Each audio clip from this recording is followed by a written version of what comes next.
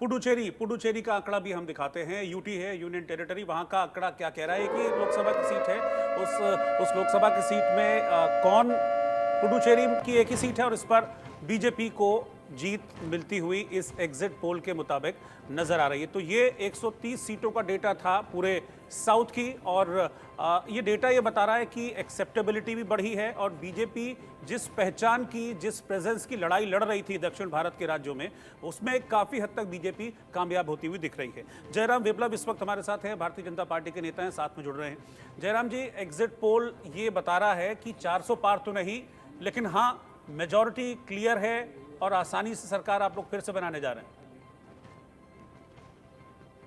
सबसे पहले तो आप इंडिया न्यूज को मैं अपनी ओर से साधुवाद देता हूं कि इस एग्जिट पोल में आपने पहला छक्का लगाया। सबसे पहले आपने इस पूरे आंकड़ों के साथ चीजों को प्रस्तुत किया।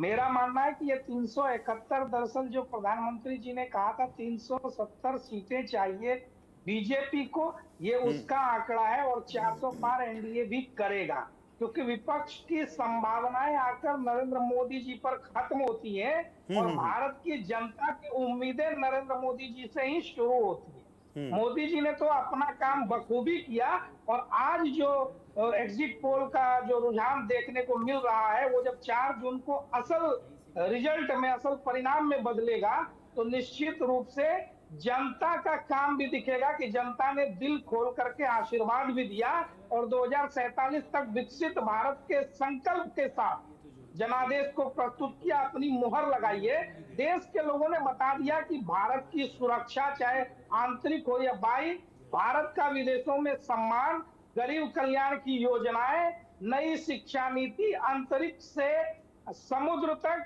हाईवे से रेलवे तक, देश के इंफ्रास्ट्रक्चर का जो विकास हो रहा है, इन सारी चीजों में उसकी आस्था है और उसको मोदी जी के नेतृत्व में उनकी पारदर्शी, ईमानदारी और उनके जो राष्ट्रवादी और हिंदुत्व की सोच है, उसमें उनकी भरपूर आस्था है। जनता ने अपना विश्वास जता दिया।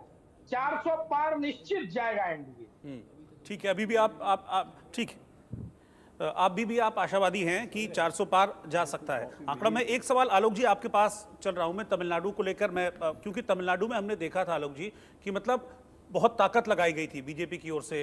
प्रधानमंत्री नरेंद्र मोदी को हमने देखा था कि लगातार मंदिरों के उन्होंने दर्शन किए, काशी तमिल संगमम का कई बार जिक्र किया, इसको जोड़ने की कोशिश भी की। अन्नामलाई जो है प्रदेश अध्यक्ष, उन्होंने भी बड़ी मेहनत की, पूरे राज्य की यात्रा उन्होंने की है।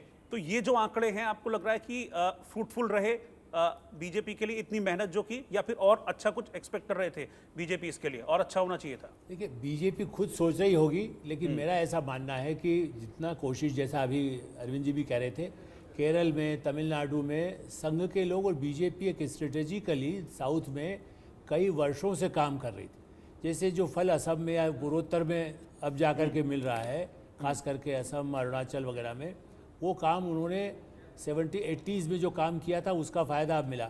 इसी तरह से तमिलनाडु में आपने ठीक कहा, इस एग्जिट पोल में इसलिए करीब है, और जैसा हमारे मयंक जी बता रहे थे पहले, अपने जो जिन्होंने एग्जिट पोल किया है कंपनी की तरफ से, उन्होंने भी कहा कि वोट परसेंट बढ़ा है, लेकिन हाँ सीटों में उसका उतना ज़रूरी नहीं है। लेकिन हाँ, उससे लगता है कि तमिलनाडु में अपनी जगह बना ली, केरल में जगह बना ली, ये बहुत बड़ी उपलब्धि बीजेपी के लिए है और ये आने वाले विधानसभा चुनाव में इसका असर दिखाई देगा। रोहित, एक बात मैं और जोड़ूंगा। जी, एआईडीएमके गिरा है तमिलनाडु में, तेजी से गिर रहा है, 2 हिस्से में बटा है। बीजेपी को उसका लाभ भी होगा, वो जगह भरने के लिए बीजेपी तैयार थी और बीजेपी ने पर्याप्त मेहनत की है। वो तो हमने देखा कि मतलब जब जयललिता का निधन हुआ था, उसके बाद से लगातार बहुत ड्रॉप हमने देखने को मिला है। नहीं तो उससे पहले जो लास्ट इलेक्शन से लास्ट टू लास्ट, उसमें अच्छा परफॉर्म किया था एआईएडीएमके ने, लेकिन उसके बाद से लगातार गिर रहा है।